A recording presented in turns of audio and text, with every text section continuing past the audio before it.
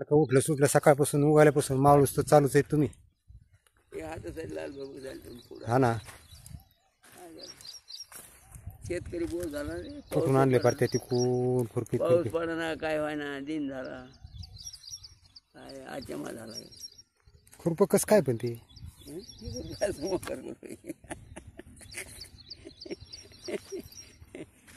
हलके दिल तिला जडे ते आपलं काहीतरी कुठे वाटायचं.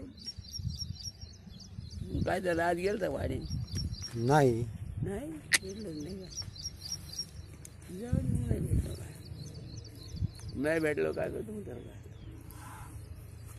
पोराचं ॲडमिशन करायचं तिकडे गेलो. केलं का मग हा गणूचं हां बरं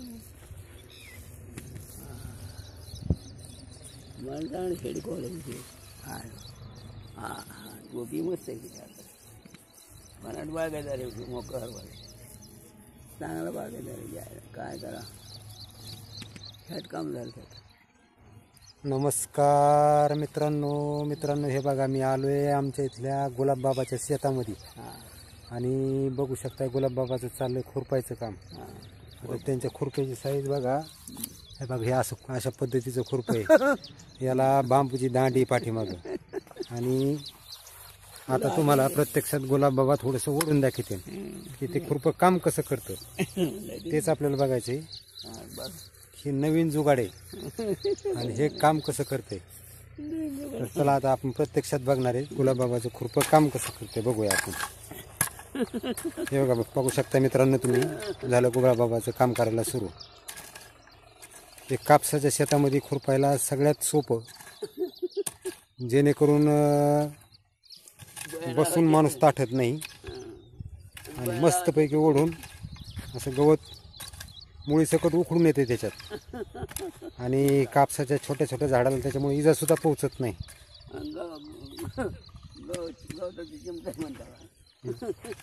गुलाबबाबा म्हणतात आमच्या भाषेत त्याला गवताचा चिमटा म्हणतात.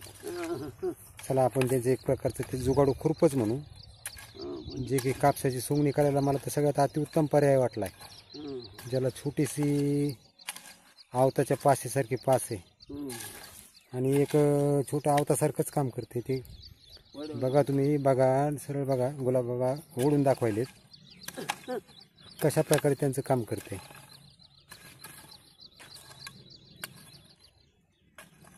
बाबा ह्या खुरप्याने तुम्ही दिवसात किती खुरपिता बरं ह्या म्हणजे सकाळपासून गुलाबबाबा चालू आहेत आणि त्यांच्या म्हणण्यानुसार त्यांनी या अशा कापसाच्या 1 2 3 4 5 असं तुम्ही जर मोजलं तर त्यांच्या भाषेमध्ये ते म्हणते बाबा 5-6 फाट्या खुरपायच्या झाल्यात आणि त्यांचं खुरपं काम करता येते. बघा पाठीमागं त्यांचं चालूच आहे. आपण त्यांचा व्हिडिओ बनवायला होता आणि त्यांचं खुरपायचं काम चालू आहे. काय करावा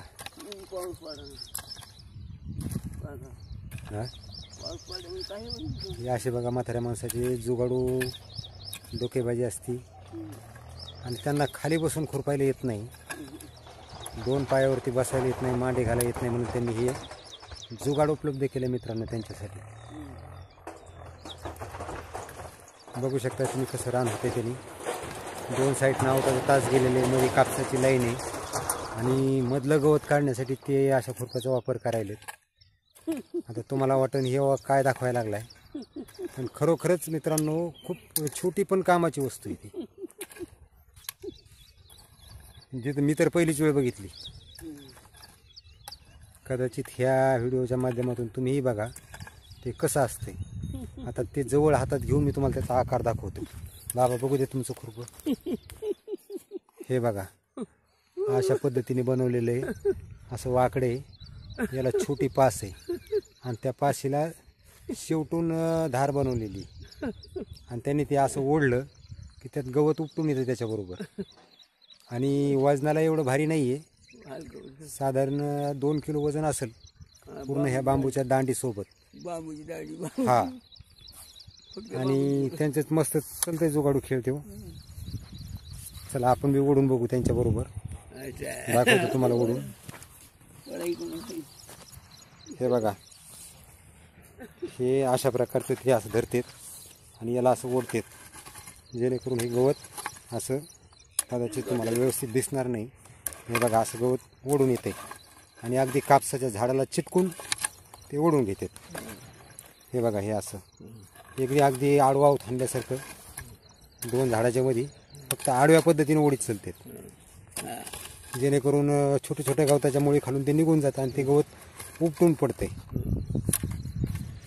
आज तसं वातावरण तर खूपच गुमसुम बनले. आज हवासुद्धा नाही आहे. असं वाटतं कदाचित पाऊस येईल. गुलाबबाबा म्हणते 25 तारखेला हवामानाच्या अंदाजात पाऊस सांगितलेला होता. आता हवामानाचा अंदाज पाऊस सांगतोय आणि आम्ही ऐकतोय असं बाबाचं म्हणणं आहे. आणि बाबांनी खूप कष्ट केलेले. आता शरीर साथ देत नाही पण काय बाबाला पर्याय नाही. बाबाचं पोट फुटलेलं म्हणून दाखवायचं ते पाच आहे बोट पाहणं. बाबाचं पोट सुद्धा फुटलेले ते बघा दाखवते ते अशा प्रकारे बाबाच्या पोटाला सुद्धा जखम आहे आणि 2 थिगळे दिले 2 थिगळे दिलेले. बाबा लढाईतून वाचलेले बाबा मरता मरता वाचलेले असं बाबाचं म्हणणं आहे. इकून मांडी कुणी तोडीत मागून हा म्हणणे बाबाचे हात सुद्धा दुखत आहेत. ते हात वळलेले पण खरंच जुनं शरीर आहे मित्रांनो. वय खूप आहे. किती वय असेल बाबा तुमचं? 50 तुमचं वय 70-75च्या पुढं. तरी बाबा आणखीन एखाद्या उमद्या तरुणासारखं कष्ट करतायत. हे असं बघू शकताय. हे बाबाचं शेत आहे. एकूण बाबा राहतात. बाबाचं घर तुम्हाला दिसणार नाही. त्या पिवळ्या गंजीच्या पलीकडे खाली. हां आणि बाबाची उमेद चालूच आहे.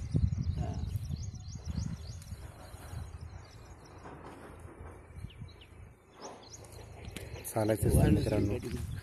हा हो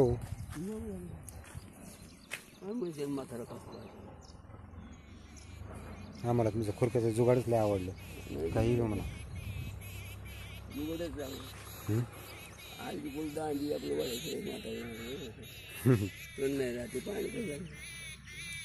मेलं सगळं गवत आता बारकलं बारकलं. आता कुठं असतं ते ओढवून ओढवून ओढवून ओढून तुम्ही ते सगळ्या गावताला आंबट करून टाकलं. आता काय राहील खाली. चालतंय चला.